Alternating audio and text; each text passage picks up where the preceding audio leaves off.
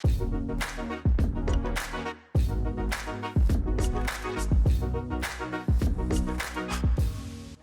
the quick answer to that is that we got very creative and flexible. So we did not have some team of temps or consultants that we brought in to make up for work that we weren't able to do. We made hard choices and hard trade-offs, right? So we had the flexibility somewhat to be able to do that, but we just put some things on hold. And this is a very hard decision to make, given the critical importance of the work that many of us are doing in the nonprofit sector, but it was the right decision to make. So let me give you some examples. So we at Demos historically have done work planning once a year. During those intensive first couple of years, we decided to push that off, to push it back.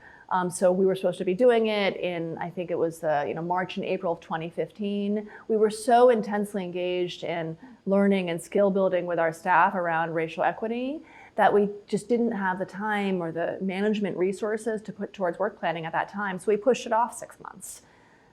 There were sacrifices that came with that. It meant that we were a little bit, behind in our strategy and planning, but that was okay because the work of transforming the organization around race was so critical to our organizational success. Some other examples, there are some kind of talent and human capital systems and processes that got outdated, right? So right now we do annual evaluations with our staff every summer. I wish I could have updated that 3 years ago. But I didn't because I was engaged in this transformation with the organization. Is that awesome? Is that perfect and ideal? No. But was it the right decision at the time? Yes. So we were flexible. We really just made hard choices to allow the space and the time for this racial equity transformation. Now for our staff, many people who I speak with who are engaging in this work say, God, how did you get your staff to devote the time to this, right? They're already overworked, right? We're already trying to meet deadlines and deliverables and change the world. How do you get your staff to actually focus on this? Now, my response to that is that this goes back to the very foundational work that I think should be done at the very start of this process around clearly articulating why you're doing this work. And I believe that if you are able to articulate a foundational analysis around why does it matter to focus on race? Why does it matter for the work that you're doing to achieve your organizational goals and get collective buy-in around that? Staff will see the time they put into increasing their skills and their understanding and their learning as critical, as a must-have as opposed to a nice-have. So I think that kind of initial analysis and foundation, we call it a foundational analysis, or kind of purpose statement, is so critical so people don't see it as an add-on, but they see it as actually core to the very work they're doing every single day at the organization.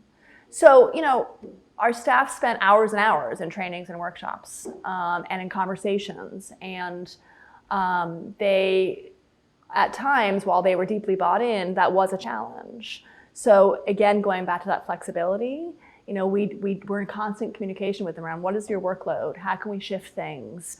That's really the role of managers and supervisors in an experience like this.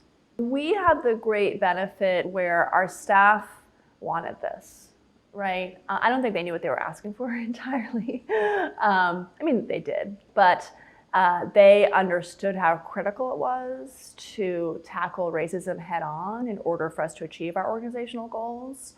So that kind of at the outset puts us in a very particular position as an organization, enables us to move this forward in a way that other organizations may struggle with. I will say that it wasn't as if we presented this rationale or this foundational analysis and staff from day one said, I get it and I'm on board. It was an ongoing process. And some staff would feel really passionate and committed and understand it in a deep way. And then there'd be some slippage, right? Then they'd kind of be like, oh, a couple months later, wait, what about this? What about that? And that's why it was so important to have that analysis available to go back to again and again with staff. And even today, I find myself going back to it again and again. We do, part of that analysis talks about how we take an intersectional approach. And that's something that's been so important in all of our conversations. So it wasn't hard to get our staff to really buy into it and get it and feel it and live it. but it wasn't a one-time process, right? So we had kind of initial level buy-in, but then had to go back to it again and again when there's lots of questions that come up, right? Things can get hard. Generally speaking, and this won't be a surprise, our white staff, definitely generally as part of all this process, had much more learning and skill building to do. That's not, I don't want to say that's a universal experience. There are certainly some of our staff of color who had a lot of their own learning and skill building to do, but definitely our white staff had a longer journey in some areas. Within that, our white staff with their own subordinated identities had their own journey as well. That was a little bit unique, right? So our female staff, our staff who identified with the LGBTQ community, our Jewish staff. So those groups of white staff who had subordinate identities of themselves, it was interesting to kind of see them embrace their white privilege. Because, being from those subordinated groups, they did not feel on an everyday basis the kind of privilege that a white person without those subordinate identities would experience. So there's definitely, there's no monolithic experience for anybody as part of this. So I want to be really clear about that. But to answer your question, there definitely was a different journey depending on the very unique identities of each person experiencing it.